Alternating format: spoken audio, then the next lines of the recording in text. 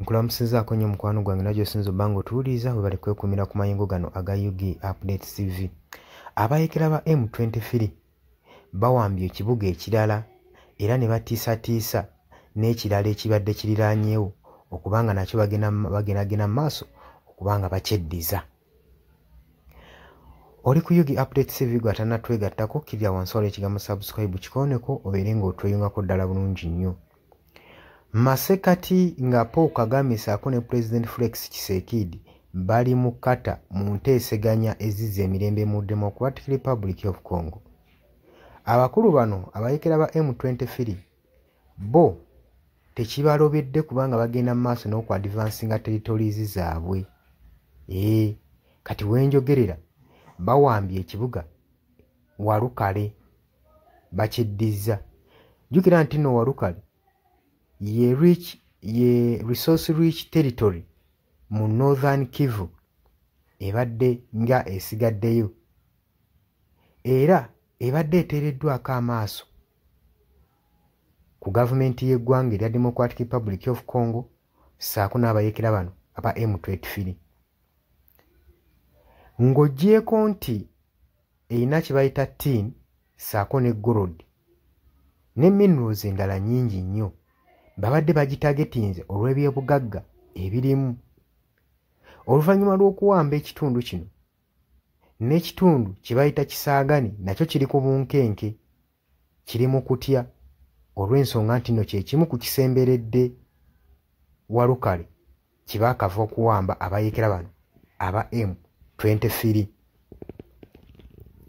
Essaawa mbale nga Rwanda President waayo Paul Kagame ssaako n'ow'eggwanga erya Congo Felix Tshisekedi nga basisinkanye mu Doha badisikasinge engeri gye bagenda okuzza emirembe n'okugyawo conflicts eziri mu Eastern Democratic Republic of Congo. Abayekera bano tebeesigalizaamu wadde n'akatono wadde n'okwesikamu, bagenze mu maaso ne balwakinga move endala ne bataakinga Walukale center era nayo ne bagyeddiza. Eno development gye bakoze mu lutalo ey'okwongerako katawuni kano, gavumenti ya Democratic Republic of Congo yeeraliikiridde nti bayinza okuba sayiti zaabwe bazitadde ku Kisaagani era strategy gye bayina okusobola okulaba nga bawamba ekibuga kino ekiri mu Northern Eastern Democratic Republic of Congo, kubanga bagamba Walukale ebadde source rich territory mu North Kivu era nga bagezaako okubanga beewalira ddala. Kigambibwa nti nno Walukale ebadde yaboolwa ne gavumenti ya Democratic Republic of Congo newankubadde badde limu ttini ne golodi babadde bagyewala mu bintu bya development. Kati abayekera baabano bagyeddiza era bagenda mu maaso n'okutunuulira Kisaagani naye basobole okuba nga bagyeddiza, ng'oggyeko nti babadde mu peaceful talk. Paul Kagame agambibwa okuba nga abaakinga abayekera bano aba M23 ne Felix Tshisekedi.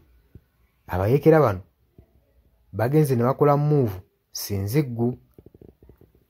Walukale center ku lunaku olwokubiri mu kawungeezi ngaawe mundu we yatokottera ennyo ne basalako ekitundu ekyo. Abayekera bano aba M23 baalabiddwako nga baadvansinga nga bagenda mu mubbi.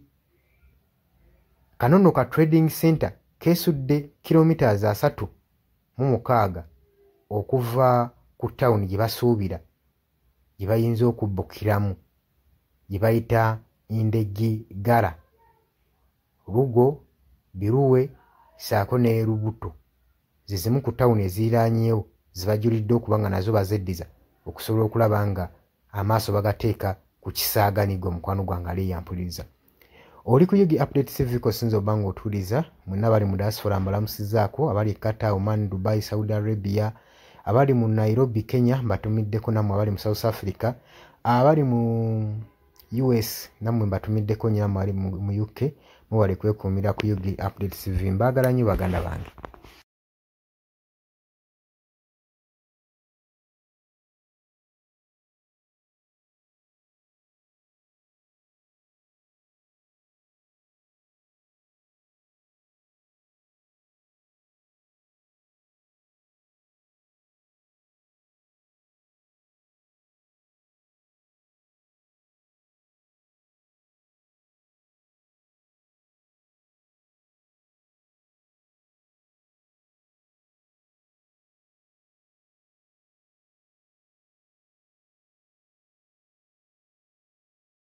Yes, oli ku Yugi Updates TV kusinzira okuba ng'otuuliza gwe omukwano gwange yonna yenna ali eyo.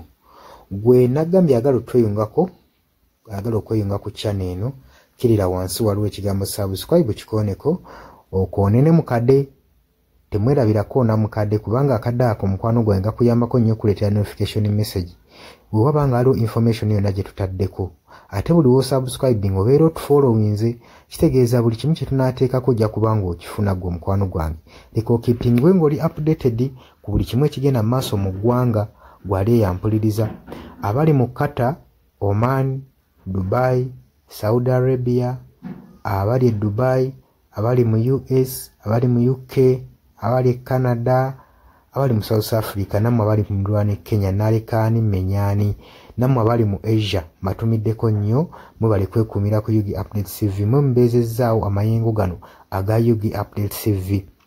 Mikwano gyange sola beebaza kinnoomu, wabula nsazeewo nkozese lino eddoboozi ery'ewamu nsobole okubeebaza. Mwebale kuyimirizaawo channel eno, mwebale mwabajja, naddala mwabajja mu comment section ne mukomentinga ne muteekako endowooza yammwe ne mutangaaza bannayuganda ku ki ekiteekeddwa ekituufu okukolebwa gwe okusinziira ku ndowooza yo.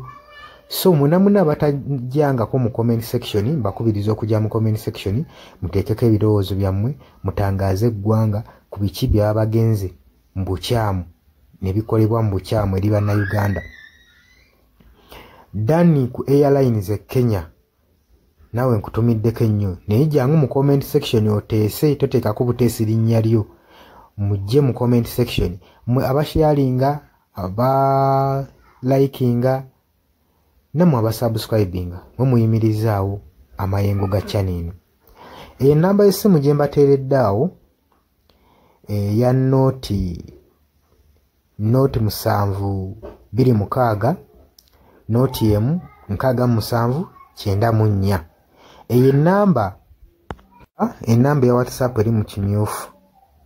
Ye nnamba gy'ogenda oyita kuba gy'osobola okuyitako gwe omukwano gwange ayagala okulanga wamu naffe.